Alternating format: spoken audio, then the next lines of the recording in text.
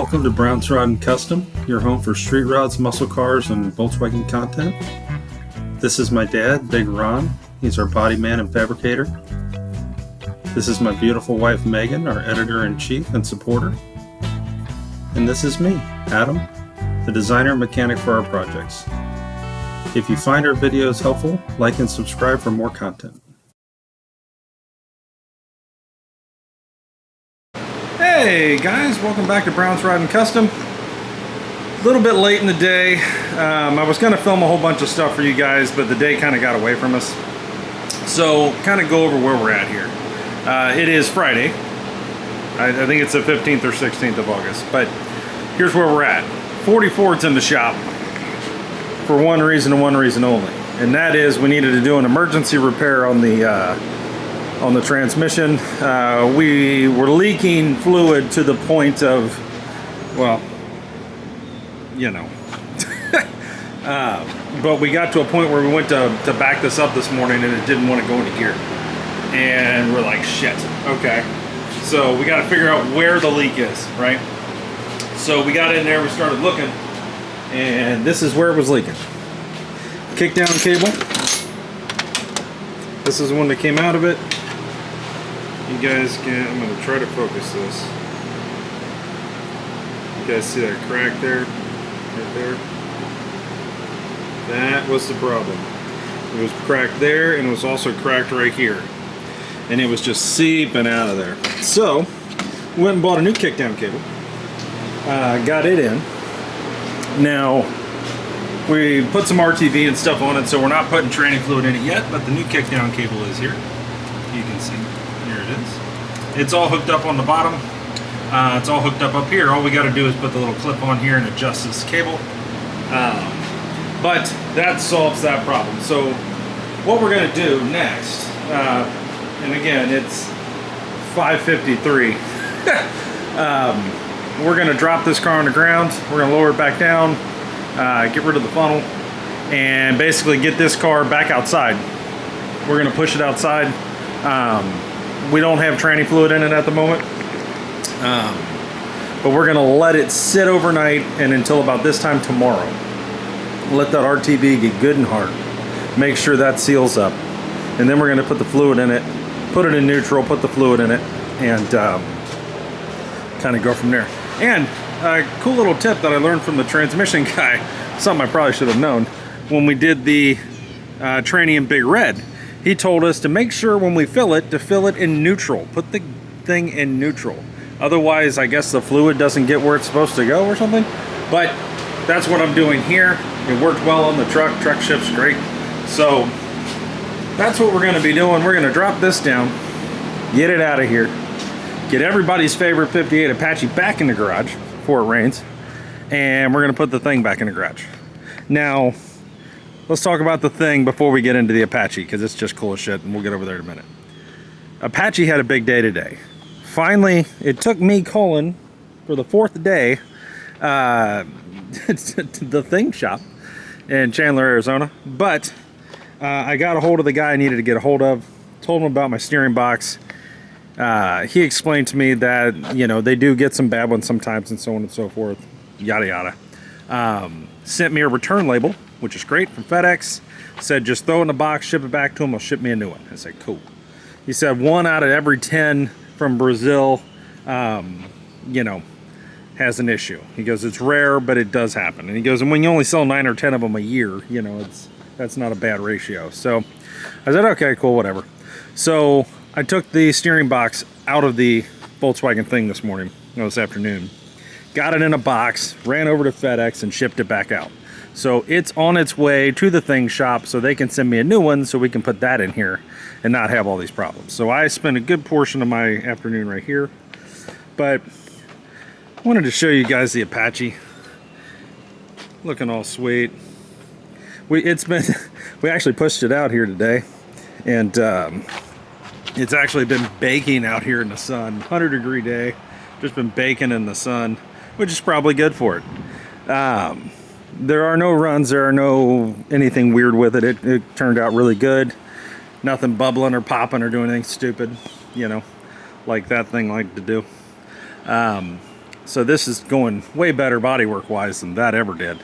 So yeah, so today we had planned to work on the Apache. Today the plan was to get up here, make this patch, weld in a piece under here, kind of get this all dialed in, pour 15 this, and then try to get this patch in. As well as to attempt the passenger door, starting body work on that and, you know, getting that dialed in.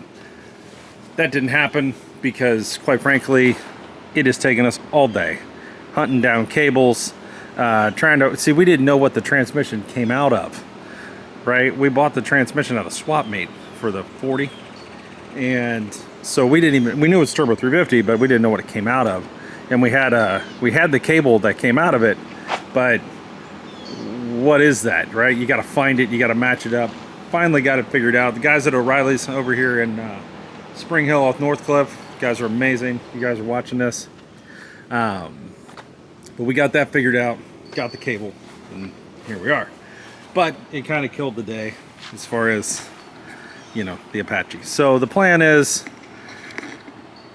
basically get the two cars inside, get that one out, let that sit overnight, and then tomorrow morning me and Big Ron will be right back right here on the Apache. I think we're gonna start dialing in, like I just said, just go right here and just try to dial this and this in, and get that to a point where we can actually do something with it, and kind of start going from there. So once that's done, the next logical step is that passenger door, and then really, you know, there's dents and things you can see in the back of the cab. You can't see them right now just because of the light, but you can see them in the sun. There's a dent there, there's a dent there, there's one there. We can go ahead and start dialing this in bodywork wise and getting it ready. We got plenty of the U-pole high build primer to go ahead and do that. So really kind of excited to get all this going. But this here has to get taken care of before we really get into anything above this body line, right? So that's the plan. Just keep attacking the cab. Now I have had some people, because I've done quite a few lives over the past couple days. Look at that dash. Absolutely gorgeous. There's not a flaw in that dash. It's perfect. Scuff it up, heavy build prime it, sand it, paint it. That's where we're at. Love it. But anyway, so this is something that has come up. I showed a bunch of videos of the Apache getting primed, and a lot of people have asked me. I've gotten more than like 20 comments on this, and private messages and shit. Why didn't you prime the frame? So here's the deal, guys. This is the plan, so everybody's on the same page. Right now, we are just doing the cab, okay? Over the next, say, month. The cab, the doors, that kind of thing. To try to dial this in to where it's as close as we can get it and ready for paint, okay? Come end of September, okay? Middle to end of September, the plan is to take the cab off the frame and then disassemble the frame, okay? Yes, we are absolutely going to restore this frame. It will not look like this. None of this will be here. And it won't look anything like this, I promise you, by the time we're done, okay? By the first of the year, this will be a whole nother animal. So what we're gonna do is in first week or two of October, I'm gonna order the Mustang 2, okay? The full kit, all right, with all the shit, okay? But before we do that, I need to go ahead and get all of this suspension off. And I'm gonna keep this cross member in it because the Mustang 2 actually goes like here. If you look where the center of the wheels are, this cross member is way forward, but it'll eventually come out. But we keep it in there so that the frame doesn't do anything stupid while we're welding this cross member in, right? The Mustang 2. But all of these things, these brackets, the hoses, the shocks, this will stay. That's where our radiator and core support mount. All of this will come off. We got to get all that off. So that's going to be a chore. Same with the rear. We got to blow all of this off. Okay, these will stay for now. But other than bed mounts and cab mounts, pretty much everything comes off of this frame. The rear end, all of this. So have no fear. There's a lot coming, all right? And we did not forget the frame, I promise. So what you're gonna see is this. This is the idea for the frame. Mustang 2, 2-inch drop spindles, sway bar, power steering, disc brakes. It will have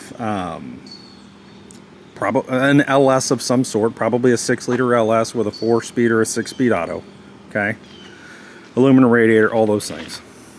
We're going to box the frame. Okay, we're going to come back here and we're going to do a parallel 4-bar kit from Western Chassis, which actually I think it's a chassis engineering kit. We're going to put that in with a Panhard bar and the parallel 4-bar. We've got a 9-inch Ford rear end, okay, in the backyard with axles, with a pumpkin, the whole deal. What we plan to do is to reassemble the bed of the truck, set it on here with the fenders and everything, and then get it all mounted up where it goes. And then we're going to get our measurements as far as what size wheels we want to run and what width we need that rear end to be. Then we're going to take a field trip and we're going to go up to Mosier Engineering. Okay, you guys have probably heard of them. They do all the axles and stuff. They're huge in the hot rod industry. We're going to go up there and they're going to narrow our rear end, our 9-inch Ford. Okay, they'll cut it down to whatever size we need, cut the axles down, respline them, do all the things, new bearings, everything. Okay, hand it back to us in half a day. If we get there at 8 a.m., they can have it done by noon. That was the promise they made us at Louisville. Okay, so that's going to happen. Now they are in Mosier's where? Indiana? Mosier Engineering's in Indiana? Indiana. Yeah, they're up by Indianapolis, somewhere in there. Indianapolis, Indiana. So we'll go do that. Okay, we'll bring it back. We can get it in, and then we can finish up our 4-bar and get all the brackets welded up. It's going to have coilovers on the rear, and we'll have the gas tank in the rear, mounted in the bed here. But the plan here, so that we're all on the same page, is to not have the filler cap in the bed. I don't want to have to get into my bed to fill up. Okay, we all know we make a mess. I do not want to make a mess in my beautiful bed that I'm going to put in this. Okay, I want it in there. I want the filler door to be in the rear fender. Okay, what I'm planning on doing is a Hagen fuel door, something like this that you see on the 44. Okay, this guy, right? Something like that. All right, that's the plan. That will get engineered into this somehow. Okay, to come out this fender on the driver's side. All right, so there's a whole lot of things you're going to see. Now, the first thing we're buying for this, so we're on the same page, is the brake pedal, dual master cylinder, and booster from Performance Online. Okay, that's made for this truck. So it'll be the chrome booster. Actually, I'll show you. Ron has it on his car. I will show you this. Hold on. It'll look just like that. That's what's going on. Okay, so we'll get that with the proportioning valve and everything. Now we're going to have it set up for disc. Okay, and what I mean by that, and that what matters, is proportioning valves, residual valves, all those things.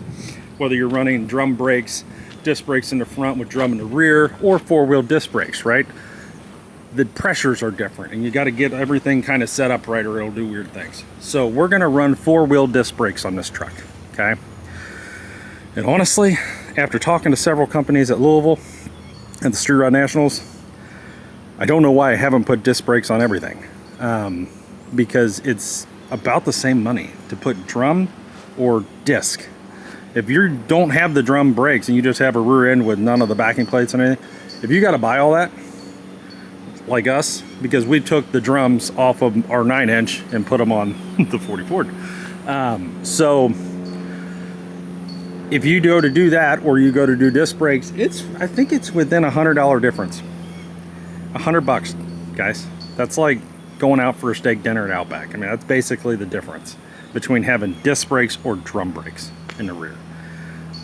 I'm putting disc brakes on the rear. Okay, so we'll be 4-wheel disc, and that should be pretty cool. That'll be exciting. See how that works out, and if that goes well and everything works the way it should, I'll probably do the same thing on the Chevelle. That's just, you know, after having 4-wheel drum on the Apache and disc drum on the Chrysler, but it's got brake problems. But the 40 Ford disc drum, it stops good. It does fine. But at the end of the day, I think I'd really rather have the disc, and it looks a lot better behind the wheels, right? We're gonna be putting 20-inch wheels on this, probably 20 by 8 and 20 by 10, something like that, with a deep dish on the rear. That is something that's going to require something pretty behind it, I think, to look right. You don't want a little drum hanging out there with a monster wheel, and you know, we kind of got to make it look right. So that's the idea. So, you know, I apologize if we misled anybody with the frame. Right now the frame is literally just to roll the truck around. That's kind of the whole point of the frame, and to give us a good height. It's almost a perfect height for bodywork. We don't have to literally lay on the ground, and it's not too high, right? So, I mean, literally we're just right where we need to be to sand and everything. It just makes it easy. But that's gonna change soon. So in the next month, you're gonna see this cab on a dolly, and then you'll see us just diving headfirst into this chassis. And my plan is to have this thing, to have the frame, I don't know if the frame will be painted by this point, but to have the frame completely boxed, suspension installed, engine and transmission mounts installed, cab back on it, rolling, okay? Complete roller, but the right ride height, the way it's gonna be, by the first of the year. That's my plan. You know, money is a real thing, and when you start buying parts for these, they're expensive. So none of this is cheap. The front suspension is $2,500. You start thinking about all this. The brake system is about $500 and something to your door. The rear suspension is about $1,400, $1,500. Getting the rear end narrowed and all that is going to be about $500 to $550, not counting the ride. You know, then the steel to box, and then, you know, all the things. The engine tranny mounts are, I think, $250, $300, something like that. You start adding all this up, you know, it adds up pretty quick. All of a sudden, you know, you got some real money in your truck.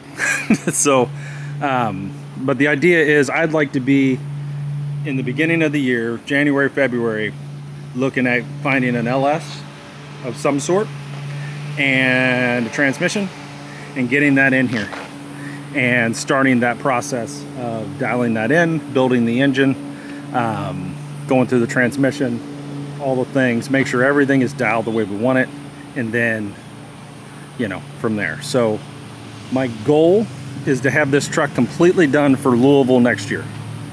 That's my goal. For August, first weekend of August next year, I want this truck painted, interior, running, driving, done, boom, go.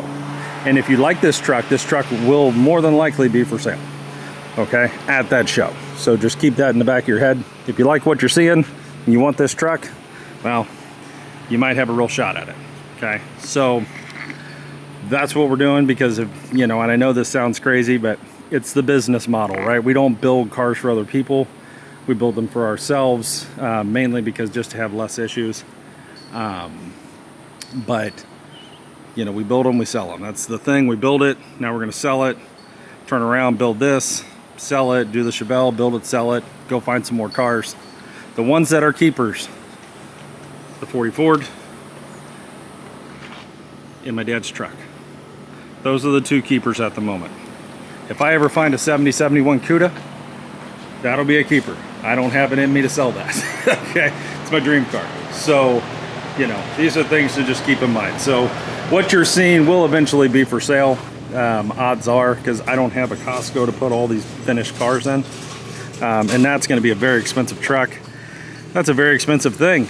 That's a really nice thing. You don't wanna leave that outside, right? When this is done, we don't wanna leave this outside. So, and we got 2.5 car garage, and yet we're still supposed to work in it. So yeah, that's a whole nother story for another day. But that's where we're at, guys. I hope you're having a great night. We're gonna get this thing down. I gotta go get my wife in about 20 minutes. So we're gonna get this down, get these cars in, and I gotta get down to St. Pete. So have a good night. Thanks for watching. Please like and subscribe, and we'll see you in the morning for more 1958 Chevy Apache. We'll be all over it in the morning, guys, I promise you. Thanks for watching, guys.